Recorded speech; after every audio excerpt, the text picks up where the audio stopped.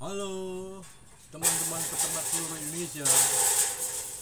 Saya akan berbagi pengalaman tentang dunia ternak. Terus terang aja, basic saya itu sebetulnya bukan peternak. Basic saya pedagang, dan saya juga pernah terjun di dunia politik, guys. Terjun di dunia politik sebagai anggota DPRD Kabupaten Indramayu. Pada waktu itu menjabat sebagai ketua fraksi dari Partai PDI Perjuangan. Karena tidak terpilih kembali, saya nganggur selama 3 tahun di rumah. Nganggur selama 3 tahun, tidak ada kegiatan, tidak mempunyai kesibukan, sehingga saya main ke beberapa teman yang punya ternak, dari sapi, dari kambing, dari domba. Terus saya tertarik pelihara domba. Yang awalnya saya berpikir bagaimana ternak domba, itu tidak mengerti sama sekali. Kalau saya ternak domba, terus terang aja, bagaimana caranya harus ngasih makan, harus cari rumput, sedangkan basic saya bukan di situ. Terus saya main ke teman lagi, dan sambil lihat di beberapa YouTube teman-teman, jadi bahwa berternak domba itu tidak harus ngarit dan tidak harus diangon seperti orang-orang dahulu. Secara kebetulan saya ingat punya teman profesor ahli nutrisi, itu dari Surabaya. Beliau sudah lama tinggal di Australia. Dia pelihara sapi, bekerja. Jadi paham bagaimana caranya berternak sapi, domba, karena dia pakar betul. Suatu ketika saya panggil, suruh main ke Indramayu. Setelah datang ke Indramayu, saya ajak main ke beberapa lokasi teman yang berternak. Terus saya main ke hutan, dan tempat tinggal saya ini sangat berdekatan dengan hutan perhutani. Jadi di situ banyak limbah jagung, limbah jengkel jagung, limbah jerami, pokoknya segala jenis pertumbuhan yang ada di hutan itu yang dikelola oleh petani sangat berlimpah. Sedangkan di sini mayoritas bukan peternak seperti di daerah-daerah lain. Terus mereka bilang, teman saya itu bilang, Pak Yudi, di Indramayu kok sayang betul, katanya. Habis panen jerami dibakar. Terus ada panen jagung, setelah panen batang jagungnya itu dibakar. Jenggelnya juga dibakar. Kenapa tidak dimanfaatkan untuk pakan ternak?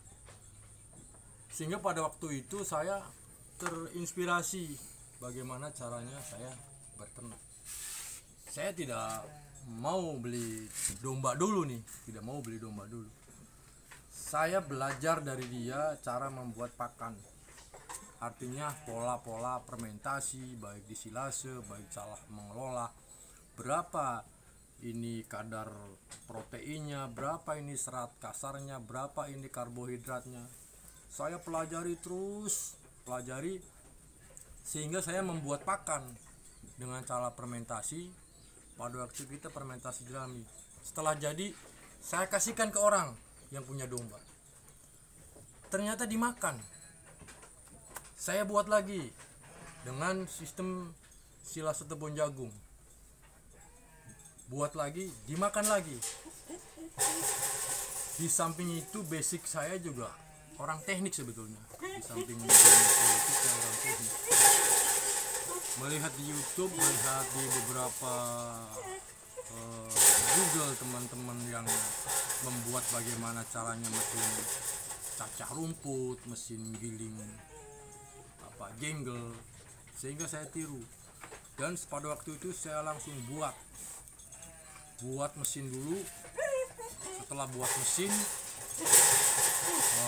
lalu saya buat kandang dengan kapasitas domba kira-kira 150 ekor itu masuk. Saya nggak ngerti bagaimana caranya memilih domba-domba yang bagus, domba-domba yang terbaik. Itu campur saya beli itu. Ada jantan, ada betina. Yang jelek, yang apa, pokoknya dibeli. Ada orang beli, jual kami, dibeli sama saya. Sampai saya punya 100 ekor lebih. Dengan pola-pola tadi. Terus sistem breeding juga, sistem fattening juga, sehingga pada waktu lebaran alhamdulillah bisa terjual lebaran haji. Nah, keuntungan kita berternak itu antara breeding dengan fattening dengan penggemukan. Terus terang aja, penggemukan saya pelihara hampir 10 bulan, 11 bulan. Pelihara hingga gede. Saya beli kambing yang seusia 7 bulan, 8 bulan, beli 800, 700, saya pelihara sampai 10 bulan, menjelang lebaran kita jual. Kelihatannya prosesnya sangat lama sekali.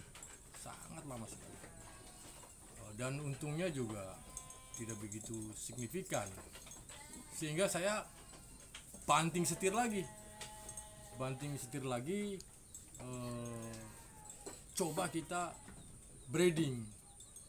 Kalau breeding kan terus terang aja dari indukan kita punya anak dari setahun sampai 2 kali, karena proses kehamilannya itu 5 bulan lahiran, yang jelas 1 tahun 2 kali.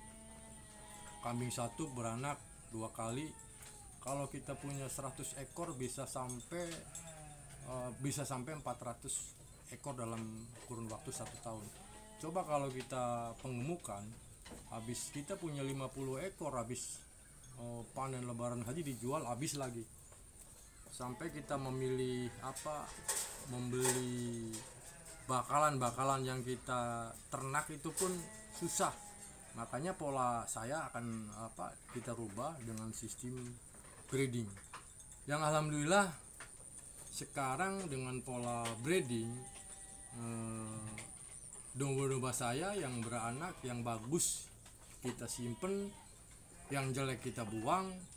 Terus dari waktu ke waktu, sehingga saya mengerti bagaimana caranya memilih domba yang bagus, bagaimana caranya memilih domba yang kira-kira sayang kepada anaknya, sehingga bisa menyusui sampai domba itu artinya lepas dari indukannya bisa sehat, bisa besar. Nah, itulah saudara-saudara atau kawan-kawan, terjun di dunia ternak ini tidak semudah apa yang kita bayangkan. Susahnya luar biasa. Bahkan saya sampai mengeluh pada waktu itu di hutan cari rumput sendirian. Saya sampai bener-bener putus asa pada waktu itu. Itu kalau tidak ditolong dengan teman saya yang ahli, benar-benar ahli tentang dunia ternak, kayaknya saya udah berhenti. Sehingga sampai sekarang dengan pola-pola pakan seperti ini, alhamdulillah domba-domba saya bisa besar, bisa tercukupi dari pakannya. Coba kalau kita pakai rumput, domba sebanyak ini 1 mobil pun sehari habis. Dan itu pun yang dimakan hanya yang muda-mudanya aja. Banyak sisa-sisa yang terbuang, paling juga hanya dimakan 60%, yang 40%-nya kebuang. Alhamdulillah dengan pola seperti ini, begitu kasih makan langsung bisa habis. Oke Pak Yudi, bisa ditunjukkan cara itunya, makannya domba kayak seperti apa, dombanya yang kayak gimana? yang sehat, domba yang oke. Nah, ciri-ciri domba yang benar-benar sehat kita lihat dari postur tubuh. Ini khusus untuk betina. Dari postur tubuh dia tuh punya tulang besar, punya apa susu yang gede gitu. Ciri-cirinya seperti itu. Dan ini suatu rahasia buat peternak-peternak pemula. Kalau kita main breeding, mending kita beli domba yang sudah bunting. Domba yang sudah bunting tapi postur tubuhnya itu kelihatan bahwa ini tulang besar. Kita tidak harus memilih bahwa itu domba Garut maupun domba Priangan maupun domba Gibas. Yang penting postur tubuhnya besar dan bisa melahirkan anak yang sehat. Terutama dari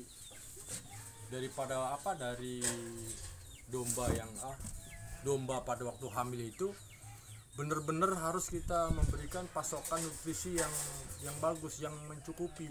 Karena apa? Proses dalam kandungan itu mereka juga perlu janin yang di perutnya itu perlu nutrisi yang benar-benar, sehingga lahir pun anaknya juga akan sehat. Jadi breeding itu memang betul-betul sangat luar biasa, sangat menguntungkan. Karena apa?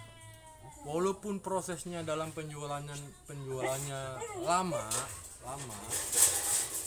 biarin aja mereka domba-domba kita nggak laku, nambah tahun nambah besar, dan anggap aja indukan itu sebagai mesin cetak kita, ATM kita. Kasih makan lahiran lagi, terus sekian bulan lahiran lagi. Coba kalau kita beli domba-domba pejantan, habis dilelang habis ya sudah, cari lagi susah. Jadi tidak menjamin bahwa fattening itu bisa menghasilkan dengan keuntungan yang sangat luar biasa. Jadi enaknya di breeding, teman, enaknya di breeding. Nah, ini salah satu domba kita. Mereka lagi pada makan. Mari kita tunjukkan domba-domba kita yang lagi pada makan. Oke.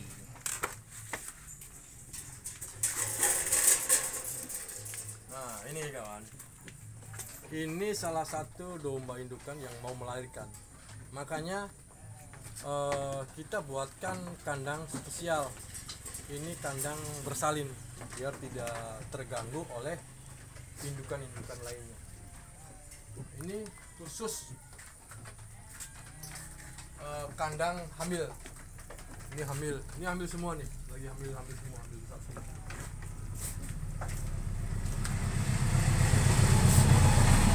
Anaknya juga ini sangat luar biasa anaknya, lihat kawan, anaknya. Nah, ini domba-domba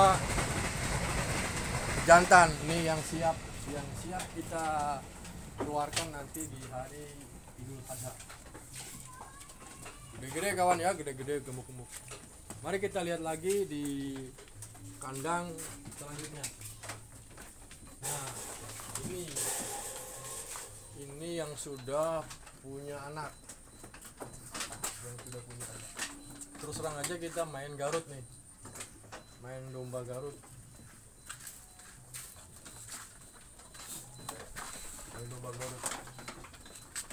Nah, ini baru usia berapa nih? Ini usianya kisaran hampir sebulan nih, teman. Hampir sebulan aja belum, baru 3 minggu lah. Lihat postur tubuhnya gede banget.